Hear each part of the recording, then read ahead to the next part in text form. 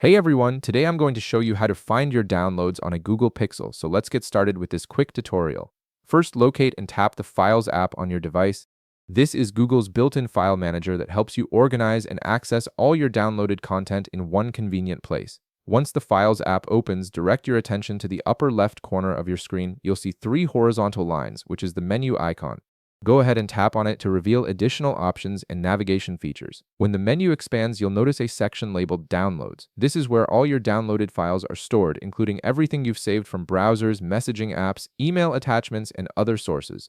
Tap on Downloads to access this folder. Now you can see all your downloaded files displayed in one organized location. This makes it easy to review everything you've saved to your device without having to search through multiple apps or folders. At the top of the screen, you'll notice several filter options that help you sort through your downloads more efficiently.